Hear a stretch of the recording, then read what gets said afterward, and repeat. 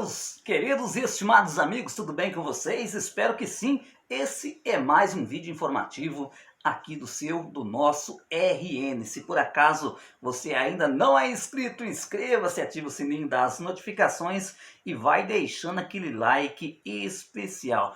Olha, gente, eu tô lendo uma matéria aqui, aliás, na verdade eu li no dia de ontem, mas eu quero muito compartilhar com vocês, principalmente se porventura você precisar passar por uma perícia médica do INSS. Aliás, eu nunca tinha pensado da maneira como foi escrito esse texto, gente. Eu vou ler ele na íntegra e ir dando a minha opinião para vocês, e tenho certeza que se você ficar até o fim do vídeo, você vai ver que são informações preciosas para você no momento de passar pelo processo de perícia médica lá no INSS, que é um momento muito tenso, né? A maioria das pessoas, quando tem uma perícia agendada no INSS, ficam 3, 4 dias sem conseguir dormir, de medo, né? Vai dizer o que, vai falar o que, como se comportar diante do médico perito. E essa matéria, gente, ela ilustra relativamente isso. Ela está no jornal Contábil. Eu vou deixar para você no link aqui abaixo, né,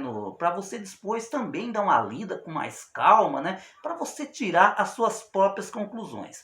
Olha, a matéria começa assim: erros que você não pode cometer na perícia médica do INSS. Você já parou para pensar qual o erro mais comum que as pessoas cometem na perícia do INSS? Pois é, o autor, né, ele já faz esse questionamento desde o início. A perícia médica do INSS é uma das fases mais importantes da concessão do benefício. Ou seja, né, gente, você não consegue um auxílio acidente, você não consegue um auxílio doença, você não consegue uma aposentadoria por incapacidade permanente sem a avaliação de um médico perito. E aí ele questiona mais uma vez: qual é o principal erro dos segurados na hora da perícia? Olha, ele começa assim, né? Podemos dizer que essa a falha desde o começo, né? Podemos dizer que esta falha é desde o começo da seleção dos documentos. Ou seja, muitas pessoas já começam errando por aí. A maioria dos segurados tentam provar a sua doença, mas o que de fato precisa ser feito não é provar a doença, e sim a incapacidade de exercer suas atividades laborais, pois às vezes a sua doença não te impossibilita de exercer as suas atividades. E aqui, gente, é muito importante nós prestarmos atenção. Existe uma lista, né, de doenças que possibilitam ajuda, que podem dar direito a alguns benefícios previdenciários. Só que nem todas as doenças estão nesse catálogo, né? A pessoa muitas vezes vê: nossa, mas a minha doença não está catalogada, né? Só que aí que entra a questão que o escritor quis dizer aqui, gente. É a sua incapacidade para o trabalho, não em si a doença, mas o que aquilo te impossibilita para o trabalho, né? É nessa questão que a matéria vem te aconselhar, se porventura você ter ou você vai ter que passar nos próximos dias por uma perícia médica do INSS. Ou seja, você precisa provar que não consegue trabalhar devido a algum problema de saúde. Parece um pouco óbvio. Por exemplo, ó, e ainda ele foi mais longe. Deu um exemplo aqui, ó. Quando uma pessoa está diante de um perito, ela vai relatar a doença, seja hérnia de disco, esquizofrenia, depressão, né? Porém, não é isso que o perito quer saber. Ou seja, ele não quer saber sobre isso. De fato, ele quer entender o que está te incomodando para que você não consiga exercer suas atividades laborais. Lembre-se que o diagnóstico estará nos atestados, nos laudos, ressaltando: não é a doença que vai te garantir o benefício, e sim a incapacidade de exercer suas atividades laborais. Por isso é necessário saber qual a profissão você atua, se essa atividade vai prejudicar ainda mais a sua doença. É aquela velha história que nós sempre vemos dizer, né? Olha, você sabia? Fulano de tal tem problema na coluna, se aposentou. Eu já fiz 3 perícias médicas no INSS e o médico recusou. Ou seja, são situações iguais, são doenças iguais, um se aposentou e o outro não se aposentou. Mas aí é que está a questão de você entender, né? No momento em que seu médico for fazer o seu laudo, é interessante você pedir para ele para descrever o porquê você está incapacitado, né, de exercer suas atividades laborais. Não simplesmente relatar o problema, como por exemplo a hernia de disco, 14, 15, ou seja, o CID da doença, né? Quantas pessoas que sofrem dessa doença ainda trabalham, né? E aqui, gente, desculpa o latido da cachorra aqui, né? E aqui ele deu como exemplo. É nessa parte do vídeo a parte mais interessante, no meu entender. Todo mundo conhece alguém que sofre de epilepsia, de depressão. Existem pessoas que sofrem de epilepsia e exercem suas atividades laborais normalmente. Não é verdade isso? Sim, muitas pessoas convivem com a epilepsia, com desmaio, esse tipo de doença e trabalha normalmente. Agora, veja um exemplo. Ele citou, né, ele deu um nome para uma pessoa. O senhor Tadeu trabalha como guindaste, levantando toneladas em uma construção civil. Esse senhor sofre de epilepsia. Nesse caso, a doença está ligada diretamente na sua incapacidade de exercer suas atividades laborais. Se o senhor Tadeu não deixar claro o tipo de atividade que ele exerce, provavelmente ele será indeferido para a concessão do benefício. O que o texto quis dizer, gente?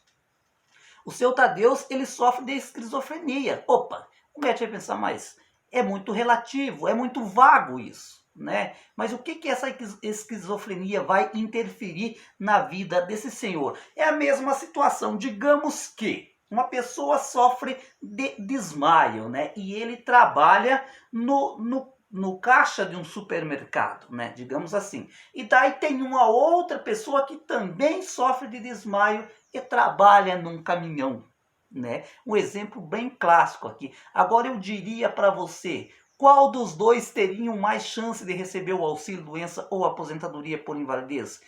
Provavelmente, se essa pessoa que trabalha no supermercado, se ela tiver um acesso, um desmaio, como se fala aqui no Paraná, ela vai cair na cadeira, os colegas do lado já vão amparar, vai trazer, colocar um álcool assim, para ela cheirar, então possivelmente logo ela vai voltar ao normal, né? E já você imagina o senhor do caminhão, ele sofre um desmaio descendo uma ladeira.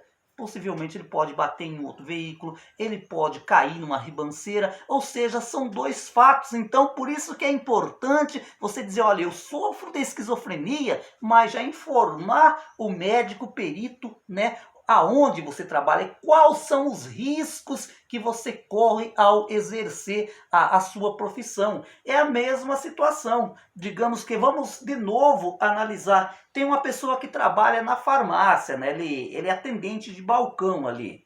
E ele está com um problema grave de coluna. Naturalmente, a pessoa vai ficar em pé direto ou sentar aos poucos, vai sofrer também. Existe a grande possibilidade dessa pessoa também receber um auxílio doença por incapacidade ou então até mesmo uma aposentadoria por invalidez. Mas imaginamos que um senhor que trabalha numa loja de construção, que tem que carregar, gente, sacos de cimento, né, para colocar no caminhão e depois lá na casa do cliente descarregar tudo, né? E aí eu pergunto para você, qual é a chance ou a possibilidade desses dois terem um benefício por incapacidade? Naturalmente, esse senhor, né, que trabalha puxando saco de cimento. Por quê? Se ele tem problema de coluna, gente, naturalmente a gente imagina que jamais que ele não vá conseguir colocar um saco de cimento nas costas e ficar carregando, né? Já aquele que trabalha na farmácia, tomando um remédio, alguma coisa, já pode superar essa situação, gente. Então,